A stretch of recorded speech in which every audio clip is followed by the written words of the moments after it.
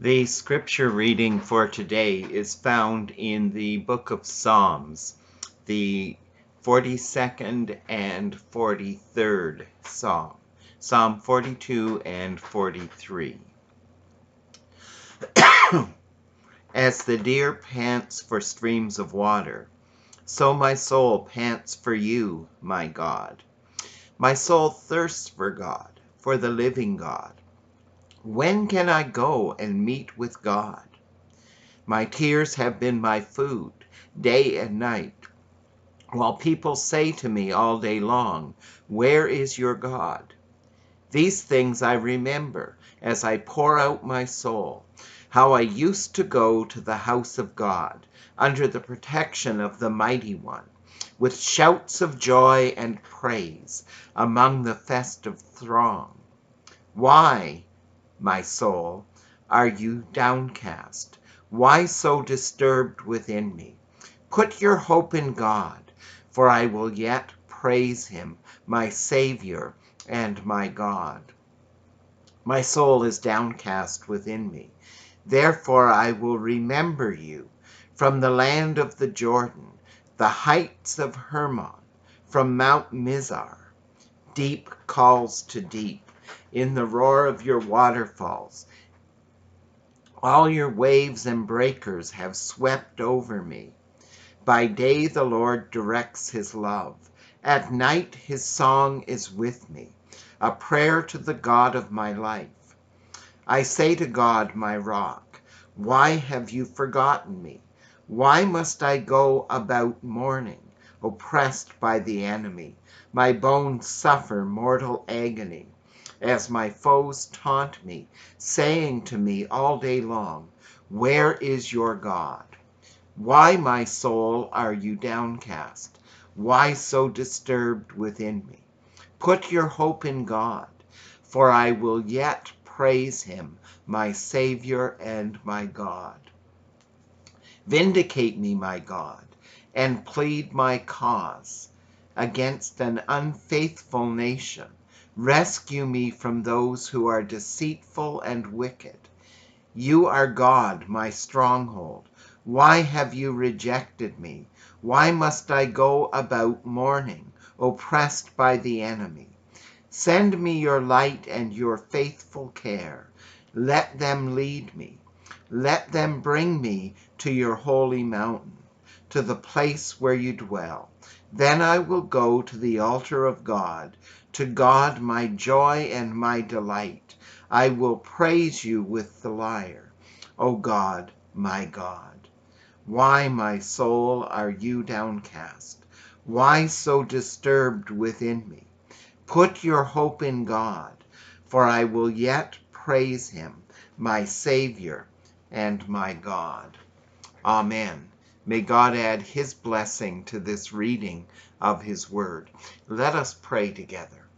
Father, we come to you today to spend some time in reflection upon your word. Send your Spirit among us today, O God, that we might understand and apply your word to our lives. For, Father, we ask this in the name of our Lord Jesus and for his glory. Amen.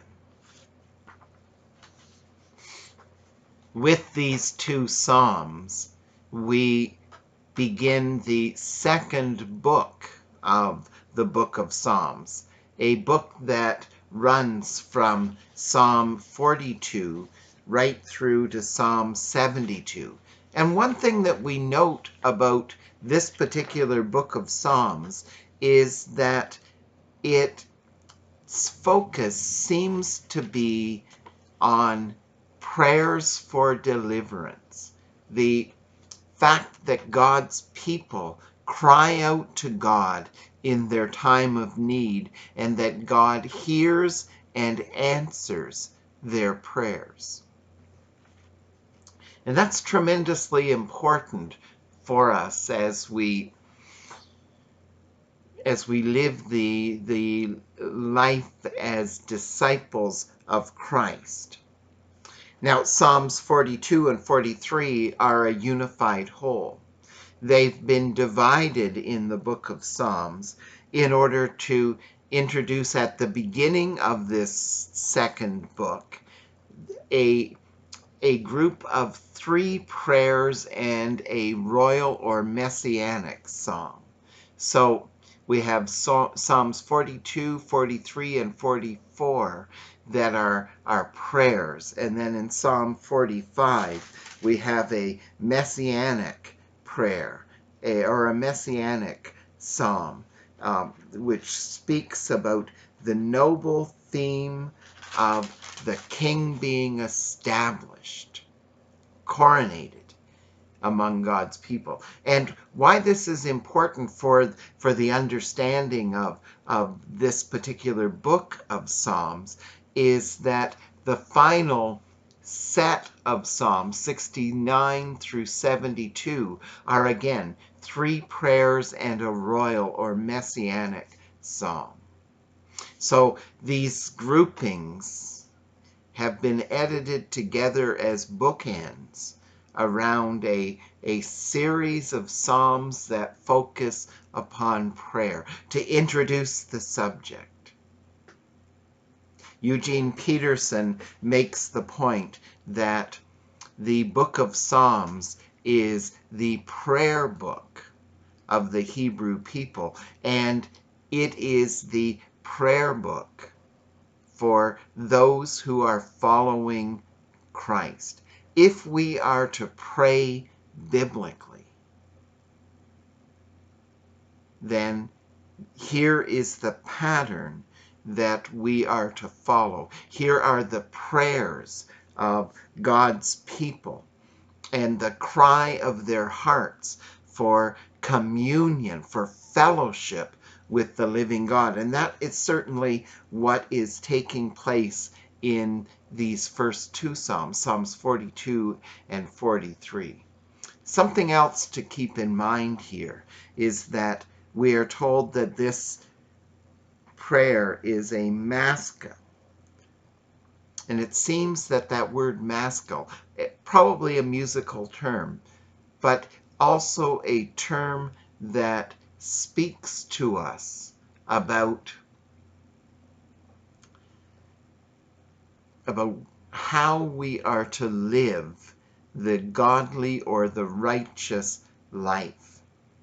And Ian Hamilton speaks about this fact when he speaks about double grace, about what it means to be instructed in real godliness. And Hamilton makes this plain as he quotes from John Calvin and makes this point. These benefits, the benefits of the gift of Christ's grace in our life, these benefits are joined together by an everlasting and indissoluble bond, so that those whom he illumes by his wisdom he redeems.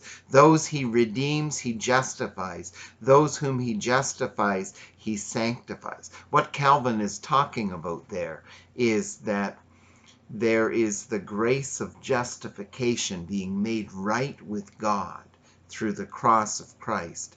And there's the grace of sanctification, growing in God's grace and being made to become, by God's Spirit, people who live in righteousness.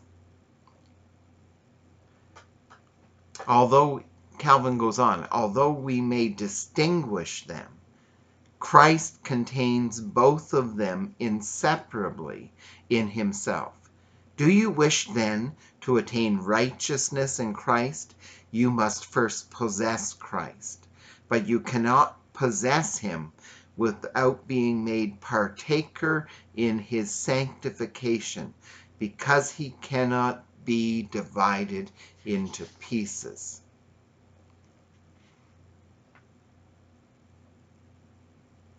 In his commentary on Corinthians, on 1 Corinthians, Calvin adds this thought: For these fruits of grace are connected together, as it were, by an indissoluble tie, so that he who attempts to sever them does in a manner tear Christ in pieces.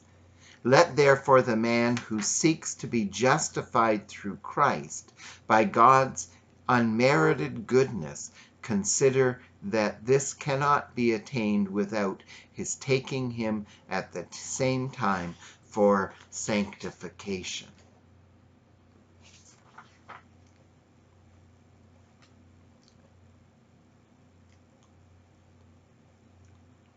So when we begin to look at what the psalmist writes here in these two psalms, Psalm 42 and 43, we recognize that they are prayers for deliverance from the oppression of an enemy and for restoration into the presence of God at his temple. We might say, into the presence of God in Christ. And this is what the psalmist is crying out for. This is the desperate cry of his life. Deliverance from the enemy that has robbed him of the joy of salvation. And so the psalmist begins, and in the first section, verses 1 to 5, he cries out to God from the depth of his need. And so often we do so as well. There are times where we feel as if God is distant, that he is not listening, that we cannot approach him. And we hunger for the joy of salvation that we once experienced. And so the psalmist puts it this way: as the deer pants for streams of water, so my soul pants for you, my God. My soul thirsts for God, for the living God. When can I go and meet with God? My tears have been my food day and night, while people say to me all day long, where is your God?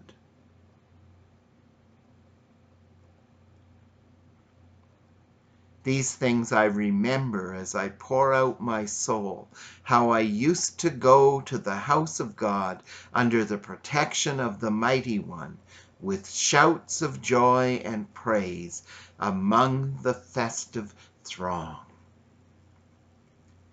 The psalmist begins and he says, he uses the image of the deer that is thirsty. In fact, it is famished in thirst. It's dying of thirst. And what is on its mind, what is the supreme concern of his life, is simply this: to find water. As the deer pants for water, the psalmist says, so my soul pants for you, my God. There are times in our life where we are so aware that sin has robbed us of that communion with God. And it's almost as if a great thirst for God has come upon us. And we cannot think of anything but that relationship, that restoration of fellowship, of communion with God. And so we cry out in prayer, when can I go and meet with God? We come into the house of God. As the psalmist says, he goes into the temple. But it seems as if God is absent.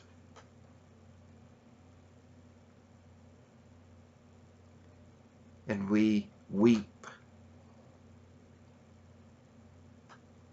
because he is so absent from our lives. We weep for him. We weep for a restoration of fellowship. And the psalmist says, I remember as I pour out my soul, how I used to go into the house of God under the protection of the Mighty One with shouts of joy and praise among the festive throng. What the psalmist is writing there is what we discover in the book of Revelation, the 2nd chapter, and the letter of the Lord Jesus Christ to the church in Ephesus, where we read this, in Revelation 2, 1-7. To the angel of the church in Ephesus write, these are the words of him who holds the 7 stars in his right hand and walks among the 7 golden lampstands. I know your deeds, your hard work, and your perseverance. I know that you cannot tolerate wicked people, and that you have tested those who claim to be apostles but are not, and have found them false. You have persevered and have endured hardships for my name, and have not grown weary. Yet I hold this against you. You have forsaken the love you had at first. That's where the psalmist is at. You have forsaken the love that you had at first. And then Jesus says this to the church in Ephesus. Consider how far you have fallen. Repent and do the things you did at first. 3 steps, Jesus says. Consider how far you have fallen. Notice how the psalmist puts that. These things I remember as I pour out my soul, how I used to go to the house of God, under the protection of the Mighty One, with shouts of joy and praise among the festive throng. The psalmist cries out to God and says, this is how it used to be. I'm considering how far I have fallen. Keep your fingers in that book of Revelation, because it has a crucial message for us that we need constantly to come back to.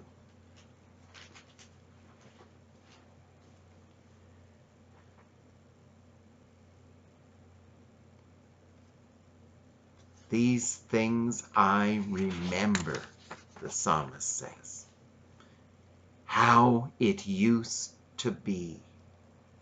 How I used to have communion with God. How I used to join in the festive processions and would be overwhelmed with joy. Yet now here I am, and I am being chastened, because I have lost that first love that I once had.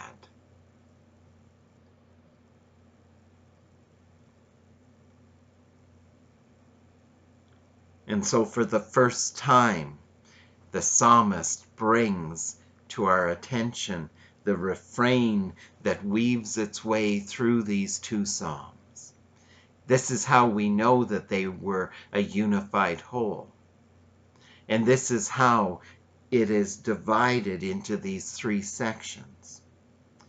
Why, O my soul, as the King James Bible puts it, why, O my soul, are you so downcast? Why so disturbed within me? Put your hope in God, for I will yet praise him, my Savior and my God. As Martin Lloyd-Jones says in his book, Spiritual Depression,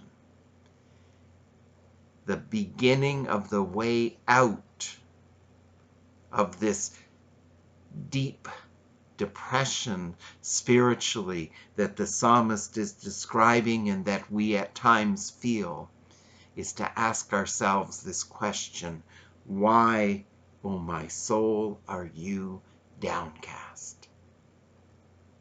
Why are you so disturbed within me? And here's the solution: put your hope in God, for I will yet praise him, my Savior and my God.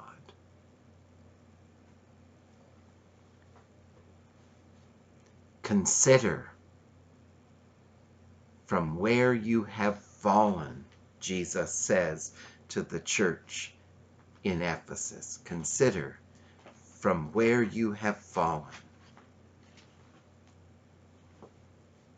But then there's a centerpiece, verses 6 through 11. Again, ending with that refrain. But a centerpiece, the center of this psalm, which deals with the question of repentance, honestly facing the answer to the question that's been asked. My soul is downcast within me, therefore I will remember you. From the land of the Jordan, the heights of Hermon, from Mount Mizar, literally from the Jordan River and the massive Mount Hermon, and a much smaller little peak, an insignificant peak. In the great things and in the little things.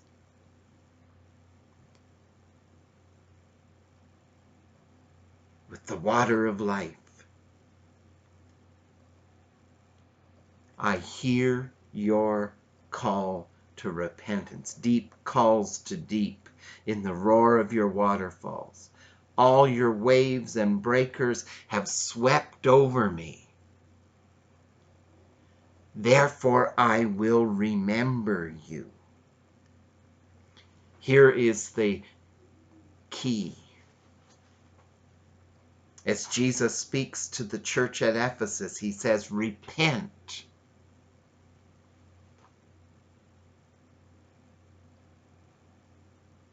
Repentance focuses us on who God is and on the key to relationship, communion with him. It is an I-thou relationship, a relationship between a person and a living God, not a relationship between an I and an it, a relationship between a person and a force that can be controlled. It is a relationship with the living God, who is a person, who has personality, who has a will. Repent, Jesus says. Recognize what the relationship is. Therefore, I will remember you. And then the very center of these two psalms. By day the Lord directs his love, his hesed, his grace, his steadfast love. Can be translated in all of those variety of ways. At night his song is with me, a prayer to the God of my life. And it's at that point that we can make our confession. I say to God, my rock, why have you forgotten me? Why must I go on mourning, oppressed by the enemy? Why is it that they keep asking me, where is your God? We are repenting And we've come to the essential question that the psalmist has repeated twice, back in verse 3 and now in verse 10. Where is your God? And the refrain reintroduces itself. Why, my soul, are you so downcast? Why so disturbed within me? Put your hope in God, for I will yet praise him, my Savior and my God.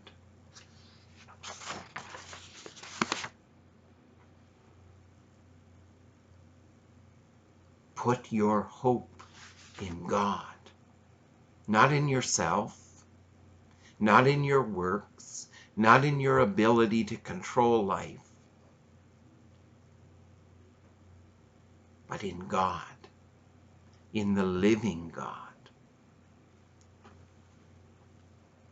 Consider the heights from which you have fallen and repent.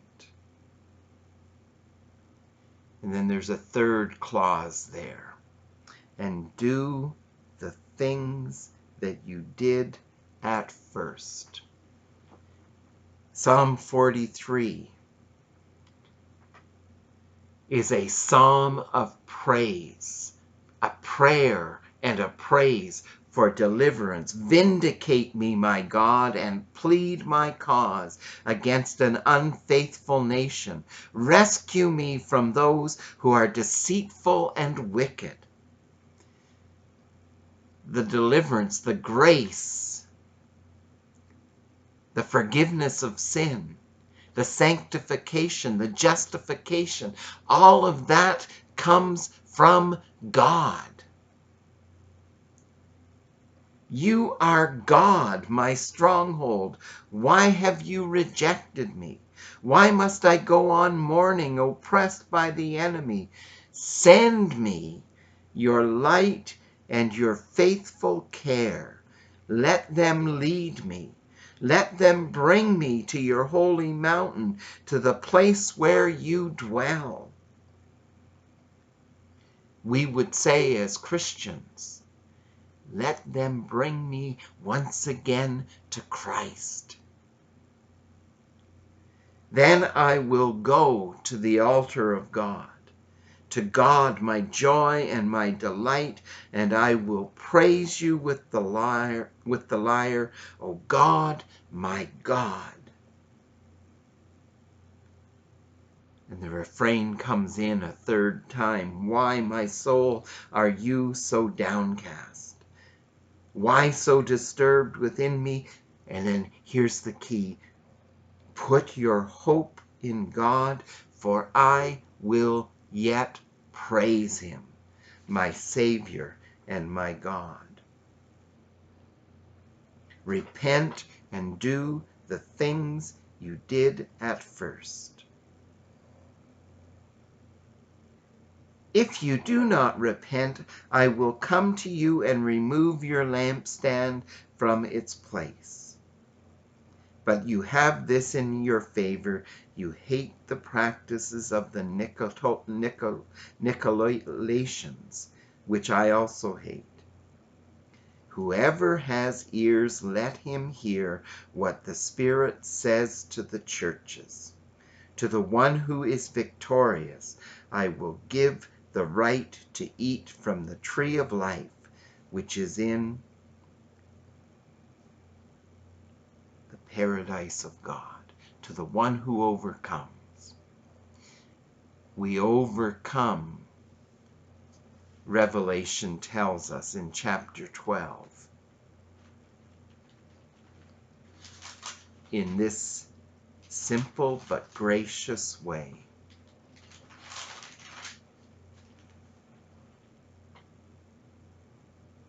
In the center of the book of Revelation, chapter 12, verse 10 and following, then I heard a loud voice in heaven say, now have come the salvation and the power and the kingdom of our God and the authority of his Messiah.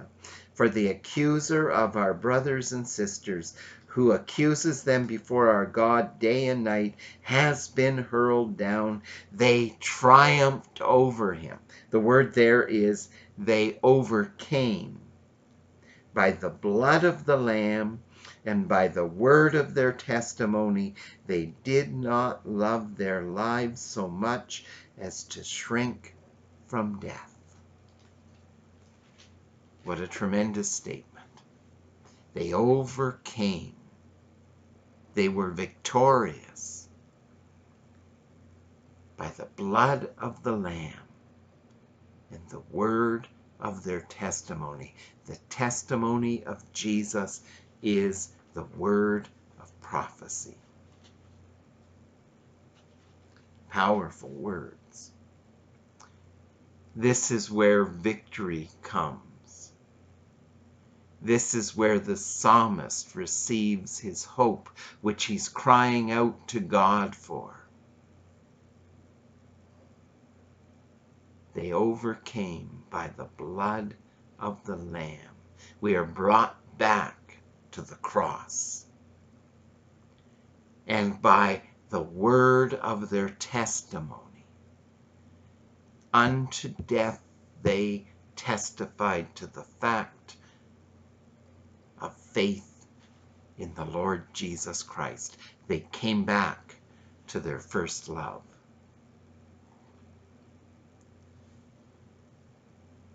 This psalm, these psalms, are a call for God's people to pray, to seek him, and to recover, to be revived to that first love. Let us pray together. Father, we come to you in the name of Jesus to consider our lives, to turn back to you, and to begin once again to praise and glorify you for all that you've done for us and in us in Christ. You have justified us and sanctified us through the blood of the Lamb. And so we testify to faith in Christ. Strengthen us by your Spirit that this might always be our testimony. For we ask this in the name of our Lord Jesus and for his glory. Amen.